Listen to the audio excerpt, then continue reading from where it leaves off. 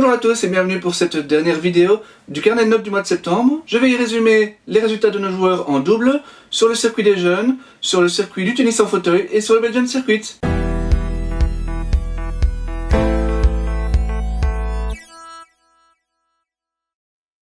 Et l'info la plus importante de toutes ces catégories ce mois-ci, c'est la qualification pour le Masters d'Elise Mertens aux côtés de sa partenaire Demi Schuurs. Alors après son superbe mois d'août, le duo avait grandement augmenté ses chances de qualification pour Singapour et la tournée asiatique allait se montrer déterminante. Et elle le fut dès le premier tournoi à Wuhan où Elise et Demi se sont imposés, remportant ainsi leur 4e titre côte à côte, leur 3e cette saison. Alors il s'agit d'ailleurs de leur plus grand titre puisque le tournoi de Wuhan est classé première 5, c'est-à-dire la catégorie juste en dessous des grands chelems et des premiers mandatory. L'objectif maintenant des deux joueuses est vraiment centré sur Singapour où elles ont vraiment leur chance car si on regarde un petit peu les résultats ces derniers mois, il n'y a pas une équipe qui domine largement le tennis féminin en double. Donc franchement, Elise et Demi peuvent aller très loin dans ce tournoi. Deuxième de notre classement WTA, Marina Zanevska l'est également en double, bien qu'elle n'ait pas remporté le moindre tournoi. Elle a en fait disputé 60 000 $ à Montreux et à Valence, et a réussi à y aligner une finale et une demi. Malheureusement souffrante lors de ce dernier tournoi espagnol, elle a été contrainte à l'abandon en quart de finale en simple, et a renoncé à disputer la demi-finale du double. Ce mois-ci, Sander Gillet et Joran Wegen n'ont disputé que des challengers dotés de 127 000 €, soit la catégorie la plus élevée. Ils n'ont malheureusement pas réussi à y poursuivre leur série de victoires, s'inclinant dès les demi-finales à Gênes, puis en quart de finale à Szczecin et à Orléans. Alors, ce sont pas du tout de mauvais résultats, parce que, comme je l'ai dit, ce sont vraiment des challengers très relevés. D'ailleurs, je leur octroie la 3e place du podium. Mais c'est vrai qu'ils doivent pouvoir faire mieux dans ce genre de tournoi pour obtenir les points qui leur manquent pour disputer les tournois ATP, ce qui est vraiment leur objectif dans les mois qui viennent. Outre la victoire d'Elise à Wuhan, 3 autres titres ont été remportés par des Belges en double ce mois-ci. Marie Benoît a glané, lors du 25 000 $ de Sofia, son 5e titre dans la discipline et le 3e dans un tournoi de ce niveau. Niels de Seen et Yannick Mertens ont remporté côte à côte le 25 000 $ de Bagnères de Bigorre. Avec un autre partenaire, Yannick a également atteint la finale du 15 000 $ de plaisir. Enfin, Jeroen van Est, plutôt discret ce mois-ci en simple, s'est imposé en double lors du 15 000 $ d'Antalya. Isaline Bonaventure et Hélène Scholzen n'avaient eu jusqu'ici qu'une seule fois l'occasion de jouer ensemble en tournoi officiel. Elles ont prouvé que leur association fonctionnait bien en se hissant en finale du 80 000 $ de Biarritz. Bon, pour Isaline, c'est un niveau qu'elle atteint relativement couramment, mais pour Hélène, par contre, c'était la première fois qu'elle disputait un tournoi de ce niveau, donc c'est vraiment pas mal du tout. Catherine Chantraine et Chelsea Van Hout ont toutes les deux atteint 2 finales en 15 000 $, et la première c'était d'ailleurs côte à côte à Badenweiler. La seconde de Chelsea c'était au Caire, alors que Catherine, elle, y est parvenue à Melilla. Enfin, Michael Geerts a quant à lui atteint la finale du 15 000 $ de Sarreguemines.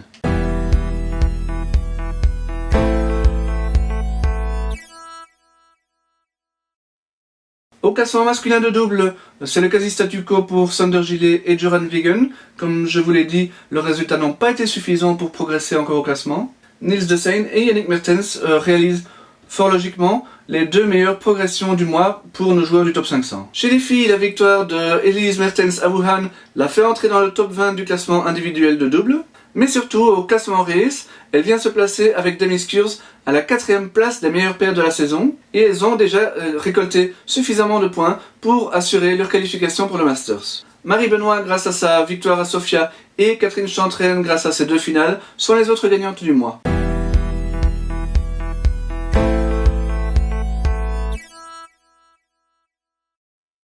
Pourtant vainqueur de 2 tournois le mois dernier, Gauthier-Onclin avait manqué de peu la première marche du podium parce que c'était 2 tournois classés grade 5 seulement et surtout parce que Sofia Kostoulas avait créé l'exploit assez dingue de remporter son premier titre chez les moins de 18 ans à 13 ans seulement. En septembre, le Bassingeois atteint cette fois bien la première place avec seulement un seul titre, mais c'était cette fois lors d'un grade 2 au Caire. Tête de série numéro 2 de ce tournoi, il a connu un parcours assez compliqué avant de profiter en finale de l'abandon du favori. Malheureusement, il n'a pas confirmé la semaine suivante, toujours dans la capitale égyptienne, puisqu'il a été éliminé dès le 2e tour. Vainqueur donc de son tout premier titre chez les juniors à Kreuzlingen en Suisse le mois dernier, Sofia Kostoulas a doublé la mise dès la semaine suivante. C'est à Bio, dans les installations de la Muratoglu Academy près de Cannes, qu'elle s'est cette fois imposée. Alors si elle n'avait pas perdu un seul set en Suisse, elle a tout de même été accrochée en finale en France, mais ça n'enlève évidemment rien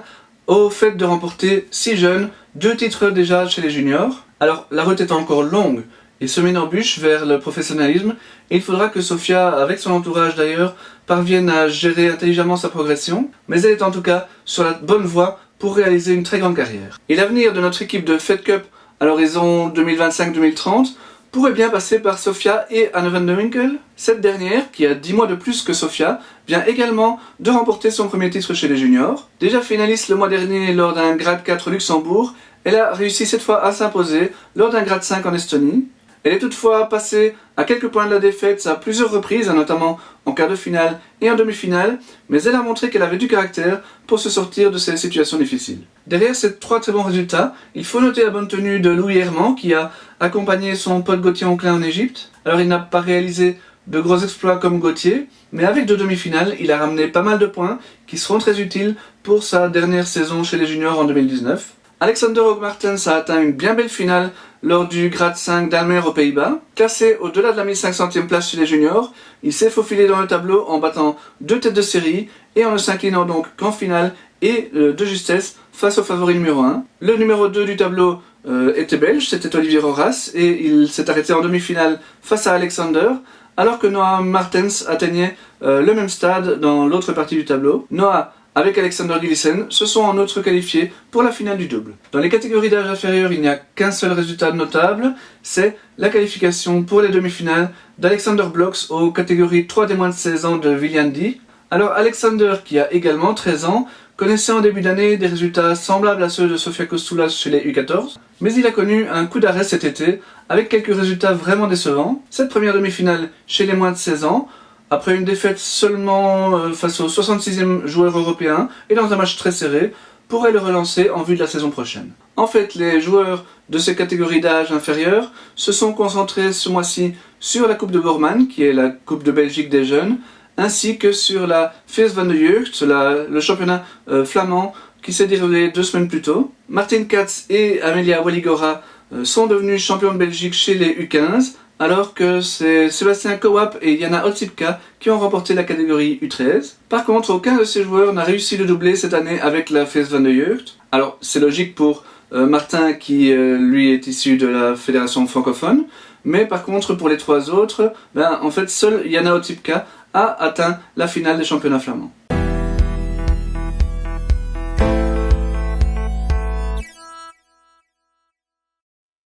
Au classement junior, Gauthier Onclin fait son entrée dans le top 50. Il fait surtout partie déjà du top 30 virtuel, c'est-à-dire le top 30 quand on aura retiré tous les joueurs nés en 2000, ce qui sera le cas officiellement à partir du 1er janvier. Dans le reste du classement masculin, vous voyez surtout la superbe progression d'Alexander Hoogmartens. Chez les filles, pas de changement en tête, mais évidemment, Anne van de Winkel et Sofia Kostoulas réalisent des bonds impressionnants après leur victoire ce mois-ci. Au classement UCS, ça ne bouge que chez les garçons, avec le retour à la première place d'Alexander Blocks. Mais vous pouvez aussi voir une belle progression de James Van der Zeel, qui a atteint une demi-finale en double dans un catégorie 1 en Catalogne. Encore moins de changements évidemment chez les U14, si ce n'est que là aussi Alexander Blocks repasse en tête. Chez les filles, Sofia Kostoulas est largement en tête du classement belge et grimpe même à la 2e place du classement européen.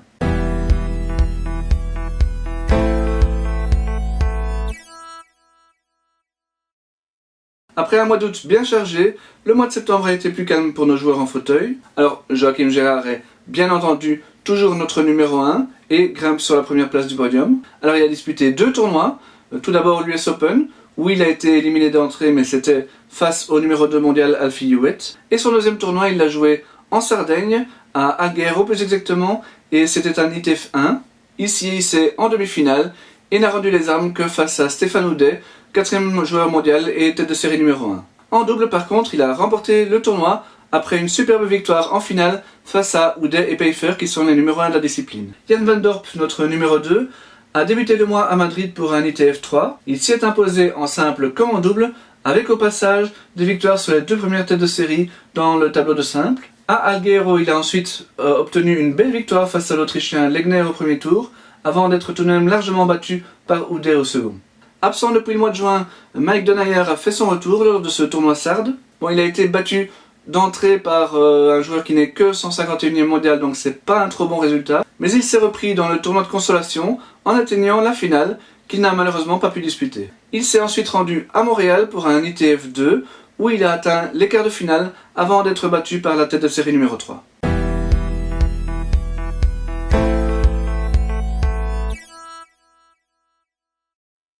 Derrière un Joachim Gérard solidement ancré dans le top 10, Jeff Van Dorp atteint son meilleur classement et une 17e place. Mike Denayer poursuit son retour et est quasiment de nouveau dans le top 50.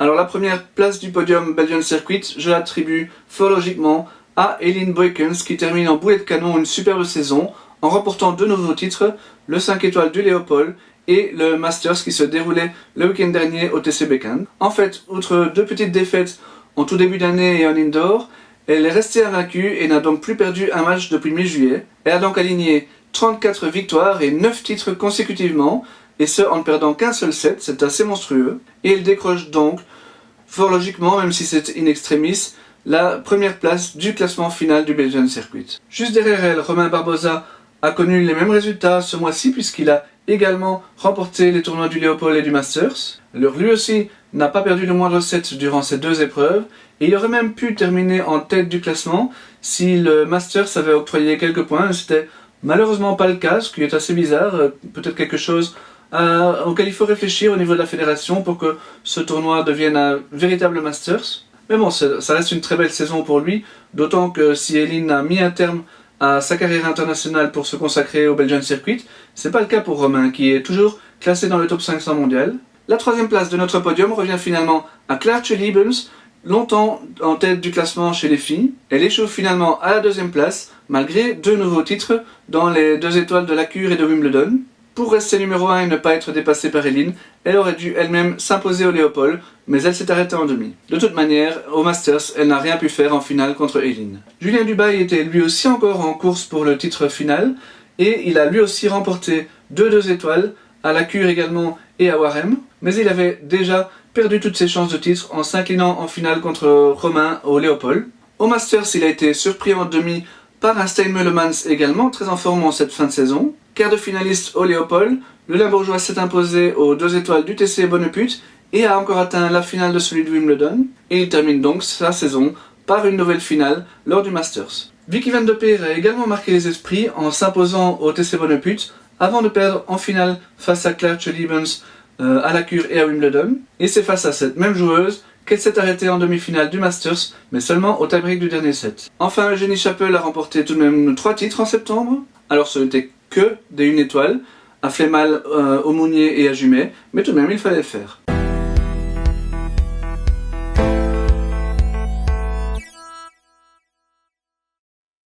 Au classement final et malgré son absence du circuit depuis le 19 août, Stefan Waters a réussi à contenir les retours de Julien Dubail et de Romain Barbosa. Louis Kant et Stein Meulemans complètent le top 5. Chez les filles, on peut observer le retour tonitruant donc d'Elin qui finalement termine ce circuit très largement en tête après sa superbe saison.